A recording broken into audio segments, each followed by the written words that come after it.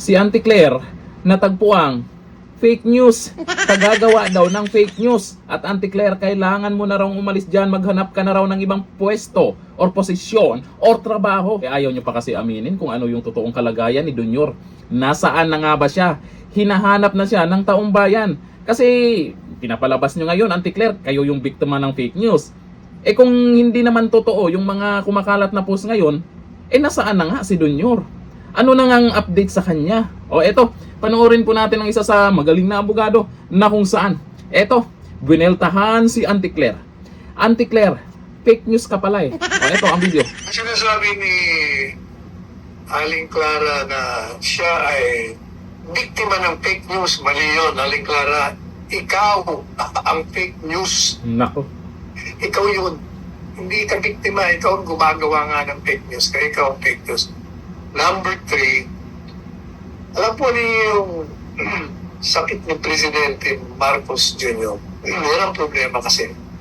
Ayaw niya pagsabihin, mas makakabuti sa palasyo at kay Presidente Marcos Jr. na aminin nyo na meron kayong dinaramdam. May sakit. Di ba sabi ko sa inyo na kita kami sa isang wake doon sa wake ni nasirang Edgar Kauhangon. Hindi ko po siya nakilala doon kasi nga yung itsura niya, nagulat ako dahil nakala ko sinong matanda na mahinang lumalakad. Yung pala, paglikod niya, nakita ko talagang bumagsak ang mukha niya, bumagsak ang katawan. Talagang may dinaramdam. Kaya nasabi ko sa inyo, pinagdasal ko pa eh. Kaya makakabuti sana kung sabihin na para ang taong bayan, kahit na disgustado sa kanya dahil isa naman siyang kababayan at tao rin siya at siya ang namumuno ng ating bansa, panalangin naman ang kalusugan niya. Hindi yung itinatago nila. Correct. Ang mangyayari niya, so it was the late President Ferdinand Marcos Sr., so it is now with the son, Ferdinand Marcos Jr. Tinago rin ni Presidente Marcos Sr. noon ang kanyang sakit. Hanggang finally napulgar nga at namatay nga siya doon sa sakit niya. Eto na naman tayo, tinatago na naman natin. Huwag nating itago. Una-una may karapatan ng taong bayan na malaman ang kalagayan ng kanilang presidente.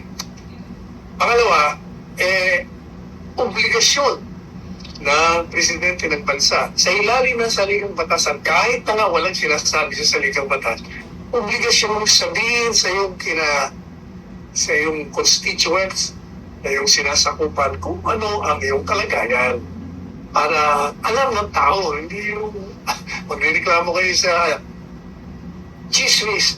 Paano hindi magkakaroon ng chismis? Ayaw niyong sabihin ang katotohanan. Kaya Miss Fake News, yan, tawagin na kita. Ikaw, fake news hindi ko maintindihan kung bakit nananatili ka pa dyan Mahirap yung kalagayan mo. Nahawa nga ako sa iyo Kung ako ikaw, umanap ka ng ibang posisyon o trabaho. Mahirapan ka talaga dyan. Auntie Claire, payo lang naman yun ng isa sa magaling na abogado na kung saan ay talagang nakikita niya na hirap ka na dyan. Hirap nang ipagtanggol si Dunyor. Inaawa lang naman sa'yo to, Auntie Claire. At least kahit paano may concern pa rin sa'yo. Ayon po dito sa mga nagkomento. Sabi ni Seth Bertavis, bakit tikong bibig ni Claire Castro sa health issue ni BBM? Kung makalait at mangbintang siya sa ibang tao, wagas, asan na ngayong press release mo, Claire? No, Auntie Claire ha, masyado kang tahimik ngayon ha. Ito sabi ni Valderrama Roger, maraming takot ngayon kung si BP Sara na ang uupo bilang presidente. Naku, magsiksikan sila sa kulungan habang maaga pa. Yung iba dyan, habang may balibalita na gano'n na nga nangyayari, ay bumiyahin na kayo habang maaga pa, mahirap na. Sabi ni Jonathan Sprengel, palengkera ilabas ang tunay na kalusugan ng Pangulo. Auntie Claire ha, ikaw pala yung fake news daw. Fake news ka raw, Auntie Claire. Yung mga nagpo-post kasi ngayon at naghahanap kay Dunyor, yung iba pa nga, hinahanap nga nila si Dunyor dahil concerned sila. Yung iba nga nagtatanong, totoo ba? Hindi naman siguro fake news yung mga nagtatanong kung totoo ba itong kumakalat ngayon sa social media. Auntie Claire, huwag pa victim ha. Kunwari ka pa ikaw yung biktima ng fake news, tagagawa ka pala, di umano, sabi ni Atty. Panelo. Hanggang dito lang, thank you.